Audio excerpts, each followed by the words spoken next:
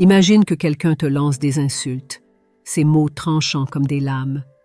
Ton cœur bat la chamade, ton esprit s'emplit de colère, et tout en toi te pousse à réagir.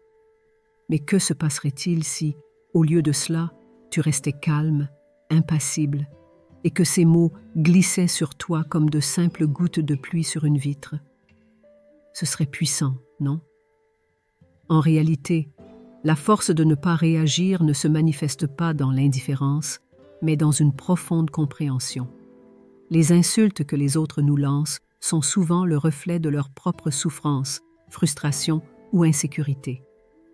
Lorsque quelqu'un t'insulte, cela ne parle pas de toi, mais d'eux. Le Bouddha l'a exprimé clairement. Ce que nous pensons, nous devenons. Les pensées et les paroles de quelqu'un ne sont que le miroir de son état d'esprit. Par exemple, une personne qui lutte avec un manque de confiance en elle pourrait insulter les autres pour se sentir momentanément puissante. En adoptant cette perspective, tu commences à comprendre que leur venin n'est pas une attaque personnelle, mais une fenêtre sur leur propre douleur. Tu te détaches de leurs paroles, construisant ainsi une barrière mentale qui t'empêche d'absorber leur négativité. Cela demande de la pratique. La première étape est la conscience. Reconnaître que lorsque quelqu'un te dit quelque chose de blessant, c'est leur propre souffrance qui s'exprime. Ils essaient de te transmettre leur mal-être. C'est alors que tu peux commencer à voir leurs insultes comme des échos de leur propre réalité et non comme une vérité sur toi. Cette distinction est cruciale pour rester en paix. Si tu comprends que leurs mots ne définissent pas qui tu es, ils perdent leur pouvoir. Il est essentiel de se rappeler que tu n'es pas défini par les paroles des autres. Peu importe leur haine, leur frustration ou leur douleur, ces mots n'ont aucune emprise sur ta valeur intrinsèque. Au fond, tu es toujours l'observateur de leur lutte, non le réceptacle de leur négativité. Cette capacité à te détacher te permet de conserver ta tranquillité intérieure, peu importe ce qui t'est lancé. Voilà la véritable force. La maîtrise de l'art du détachement est une compétence précieuse que les enseignements bouddhistes valorisent. Détachement ne signifie pas indifférence, mais plutôt l'observation sans implication émotionnelle immédiate. C'est comme si tu devenais le spectateur d'un film. Tu vois les événements se dérouler, mais ils ne te touchent pas directement. Lorsque quelqu'un t'insulte, ta première réaction est souvent de vouloir riposter ou de te défendre. Mais que se passerait-il si, au lieu de cela, tu prenais une pause?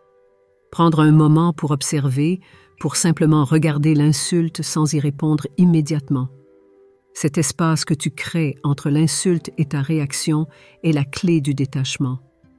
Le Bouddha enseignait que l'attachement mène à la souffrance. En te détachant, tu choisis de ne pas laisser les émotions prendre le contrôle. Tu observes l'insulte comme quelque chose d'extérieur à toi. Imagine que tu vois une personne lancer une pierre dans l'eau. La pierre coule, crée des ondulations, mais toi, tu es sur la berge, simplement témoin de ce qui se passe. En adoptant ce point de vue, tu prends de la distance par rapport aux insultes et elles ne peuvent plus t'atteindre de la même manière. Le plus difficile dans cette pratique est de ne pas se laisser entraîner par ses propres pensées. L'esprit est rapide et avant même de t'en rendre compte, tu pourrais être déjà en train de ruminer l'insulte. Mais avec la pratique du détachement, tu apprends à reconnaître ce moment où tes pensées commencent à s'emballer.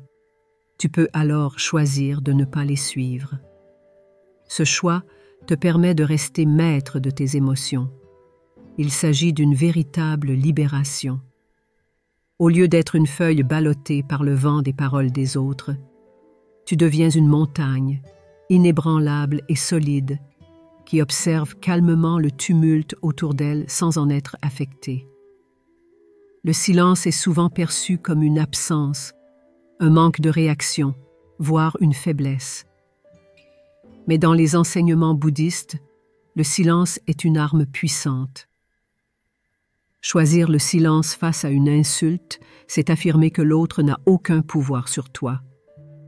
Cela montre une maîtrise de soi qui est bien plus forte que n'importe quelle riposte. Lorsque tu réponds à une insulte, tu entres dans le jeu de l'autre, alimentant la spirale de la négativité. L'énergie qui aurait pu être utilisée pour te protéger est dilapidée dans un échange qui, souvent, ne mène à rien de bon. Par contre, lorsque tu choisis de ne pas répondre, tu désarmes l'insulteur. Ta sérénité face à l'agression démontre que tu n'as pas besoin de te défendre, car l'insulte n'a pas atteint son but. Le silence, ici, n'est pas synonyme de passivité. C'est un silence actif, un silence qui dit « Je ne m'abaisserai pas à ce niveau ». Le Bouddha disait « Mieux vaut une seule parole qui apporte la paix que 1000 mots creux ». Ce silence est 7 paroles de paix. Il montre que tu n'es pas atteint, que tu choisis de ne pas ajouter du bois au feu de la discorde. Ce choix de ne pas répondre peut aussi t'offrir une opportunité de réflexion. Le silence te permet de prendre du recul, de réfléchir sur la situation et sur la meilleure manière d'y répondre, si réponse il doit y avoir. Ce moment de silence est un espace précieux où tu reprends le contrôle, non seulement sur la situation, mais aussi sur toi-même. Au lieu de voir les insultes comme des attaques personnelles, pourquoi ne pas les considérer comme des opportunités? C'est une idée centrale du bouddhisme. Chaque expérience, qu'elle soit positive ou négative, peut être une chance de grandir. Ainsi, une insulte n'est plus seulement une agression, mais devient une occasion d'apprentissage. Lorsque quelqu'un te critique, la première réaction est souvent de se défendre ou de ressentir de la douleur. Mais si tu te demandes « Y a-t-il une part de vérité dans ce qu'on me dit ?» alors tu transformes l'insulte en feedback constructif. Même dans une critique acerbe, il peut y avoir un enseignement caché. Peut-être que ce qu'on te reproche n'est pas totalement vrai, mais il pourrait y avoir un aspect de toi-même que tu pourrais améliorer. Cette capacité à voir au-delà de l'insulte transforme une attaque en une leçon. Cela ne veut pas dire que tu dois accepter tout ce qu'on te dit. L'important est d'extraire ce qui peut être utile et de laisser le reste de côté. L'insulte devient alors une opportunité de croissance personnelle, un défi pour te remettre en question et t'améliorer. En pratiquant cette approche, tu développes une perspective plus sage et plus résiliente. Tu ne te laisses plus facilement déstabiliser, car tu sais que même les paroles blessantes peuvent être utilisées pour avancer. La validation de soi est l'un des piliers les plus importants de la paix intérieure. Lorsque tu valides ta propre valeur, tu n'as plus besoin de l'approbation des autres. Les insultes ne peuvent plus te blesser, car tu ne cherches pas à ce que les autres définissent qui tu es. Le Bouddha a dit que la paix vient de l'intérieur et non de l'extérieur. Lorsque tu cherches constamment l'approbation, tu donnes aux autres le pouvoir de définir ta valeur. Si quelqu'un te complimente, tu te sens bien. Si quelqu'un te critique, tu te sens mal. Mais lorsque tu valides ta propre valeur, tu es libre de ce cycle. Cette validation de soi se construit par la pratique. Chaque jour, il est important de te rappeler tes forces, tes qualités et tes succès. Cela peut se faire à travers des affirmations, des moments de réflexion ou en tenant un journal de gratitude. Chaque moment où tu te rappelles ta valeur est un moment où tu renforces ton estime personnelle. Lorsque tu es fort intérieurement, les insultes deviennent insignifiantes. Tu sais qui tu es, et rien de ce que quelqu'un d'autre pourrait dire ne peut ébranler cette conviction. Ce n'est pas de l'arrogance, mais une profonde compréhension de ton propre potentiel. La résilience émotionnelle est la capacité à rebondir rapidement après un revers, y compris après avoir été insulté. En bouddhisme, cette résilience est cultivée par la pleine conscience et l'acceptation. Les insultes peuvent déclencher de fortes émotions, mais la résilience consiste à les accueillir sans en être submergé. La clé de la résilience est d'accepter que les émotions négatives sont une partie naturelle de l'expérience humaine. Plutôt que de les fuir ou de les réprimer, il est important de les reconnaître comme des vagues qui montent et descendent. En acceptant cette réalité, tu te libères du fardeau émotionnel qui pourrait t'accabler. Chaque insulte est une opportunité de renforcer ta résilience. Chaque fois que tu choisis de ne pas laisser une insulte affecter ta paix intérieure, tu deviens plus fort.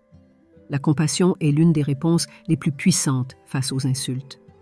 Choisir de répondre avec compassion plutôt qu'avec colère te permet de maintenir ta paix intérieure tout en désarmant la négativité de l'autre. Le Bouddha enseignait que la haine ne cesse pas par la haine, mais seulement par l'amour. Cela ne signifie pas que tu dois accepter les insultes.